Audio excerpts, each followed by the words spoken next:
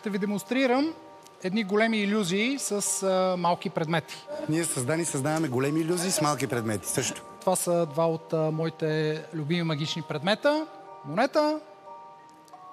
Всъщност са две. Разбира се, когато са три е малко по-интересно, но повярвайте ми, с 4 монети вече наистина става доста вълшебно. Това са моите 4 монети и 1, 2, 3, 4, 5 карти. Всъщност трябват ми само 4 карти, 5 са много, затова петата карта ще оставя тук, просто да е резервна. Изчезна картата. Изчезна, да. И ще покрия всяка една от монетите, но вие искам да наблюдавате точно този ъгъл и тази карта, защото след миг всички монети ще се телепортират точно под тази карта.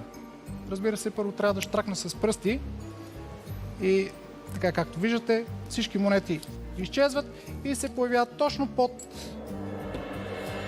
другата карта. Някой ми е обърнал масата явно.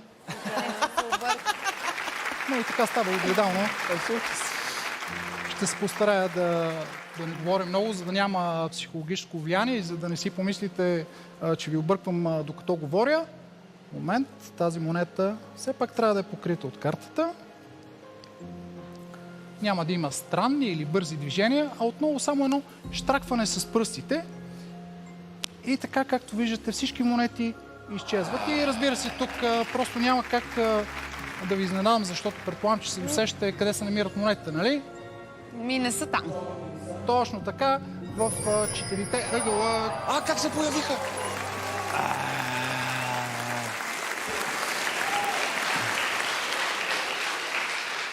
Сега поудех. Отново ще покрия всяка една от монетите. Или пък да не ги покривам.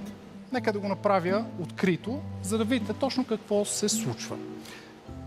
Идеята е тези 3 монети много бавно трябва да ги преместя една по една при 4-та монета под тази карта. Започваме с синята. Много бавно я местиме при черната монета под картата. Момент. Все пак трябва да има и карта, разбира се. След това е червената монета. И червената монета е под картата. Ето я. И жълтата монета, последната. Така вече се убедихте, че всички монети са под картата, нали? Точно така. Но това е само във вашето въображение. Защото тези монети никога не сме ги местили там. А тези монети винаги са били в 4-те ъгъла, където има мястото. Много е добър. Добре. Без камера трикове. Дори ще го направя още малко по-открито, за да разберете точно какво се случва. Така. Идеята е точно така, тази жълта монета да се телепортира при черната монета. Как става телепортацията? Лесно. Ето така. Хоп! И така, вече жълта монета е там. Предполагам, че не ми вярвате. Не. Затова ще ви покажа, че жълта монета наистина е там. Готино. Идва ред и на червената монета, която по същия магичен начин трябва да се телепортира тук. Но червената монета дори няма да я докосвам, а само ще помахам ето така отгоре и червената монета вече се е телепортирала там. Предполагам, че отново не ми вярвате. Аз лично ти вярвам вече. Все пак не съм дошъл да ви лъжа тук. Ето и червената монета тук. Против, дошъл си да ни лъжеш. Убедете се, че тук няма монета.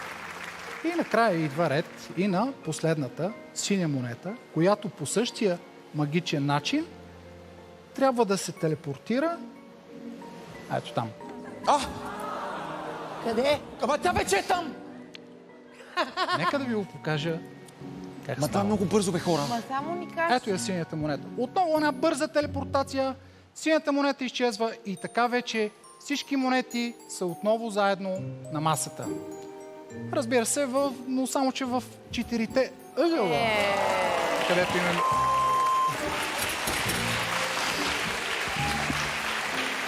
Това беше една много малка част от моите матрици с цветни монети. Благодаря ви за вниманието. Браво, бе, Юрка. Браво, много добър. Този човек според мен има много големи фокуси, които би могъл да представи по-късно.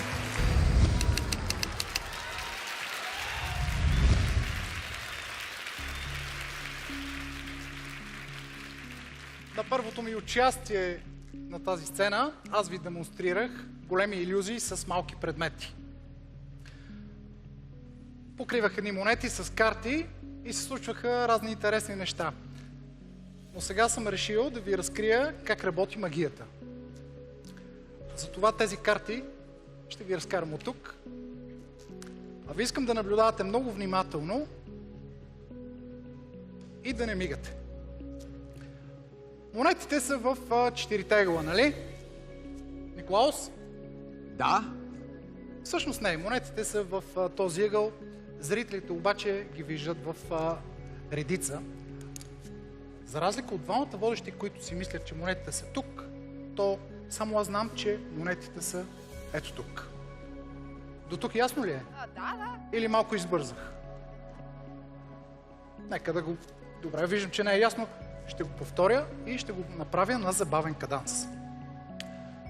Николаус, може ли на ти? Да, разбира се. Виждаш ли монетите в 4 ъгъла? Виждам монетите в 4 ъгъла.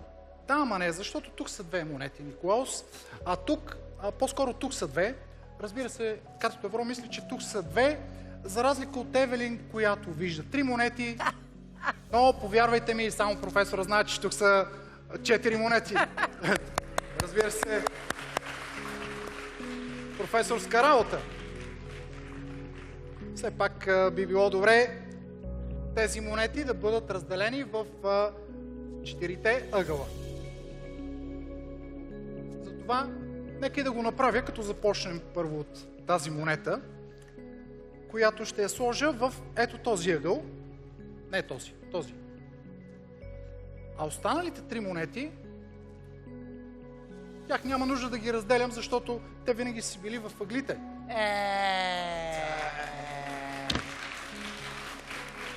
Мисля, че ви е малко трудно да следите монети в 4 различни ъгъла, затова ще ги подредя в една редица, за да може да ги виждате всички монети наведнъж. Николас, колко монети виждаш тук? Моля те, кажи ми. Разума ми казва 4 монети. Не, Николас, 3 са, а тук е една. Неразумен. Концентрирай се, моля те. Ще имам нужда от правилният ти отговор. Добре. Помогни ми. Колко монети виждаш тук, Николаус? Виждам 3 монети за сега. Не, Николаус, 2 са. Тук Извинявай. са 2 и тук са 2. Нещо не довиждам. Помагал ли си на фокусник до сега? Веднъж... Не съм всъщност, не. Защото и сега не помагаш. Но нека да се върнем към монетите.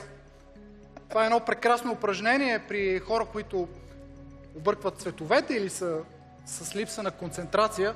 В смисъл, не казвам, че объркваш цветовете. Аз дори съм сигурен, че отлично разпознаваш цвета на монетите. Който е? Червено е. Николас мисли, че вижда само в червения спектър, защото само една монета е червена, другите са черна, жълта и една синя, която синя монета от време на време изчезва. Всъщност не изчезва, тук е, но ти не си концентриран. Добре, нека да пробваме нещо друго. Само с 2 монети. Една жълта и една синя. Ако се затрудняваш, може да ми казваш червената в ляво или червената в дясно, но повярвай ми, и жълта и синя са. Избери си един цвят. Жълт или син? Жълто. Жълто. Добре. Жълтия покриваме. Искам да ми кажеш, коя монета с какъв цвят отива при жълтата монета? Синята монета отиде при жълтата монета, Юри. Николаус, явно ти си искаш, защото тук си е само жълтата, а синята винаги си е била тук. Още 2 санса, между другото, и ще оправя и концентрацията и цветовете. Така, сега ще ви науча как се прави това нещо. Аз съм единственият фокусник, който ще ви научи. А това нещо се прави с... не е с 4 монети, а е с 6. Познавах един човек, който го правеше с 4 монети, но винаги го хващаха. Но за начинащи фокусници е добре да се използват 6 монети. Разбира се, аз не съм начинащ и използвам 8. А в действителност са 10.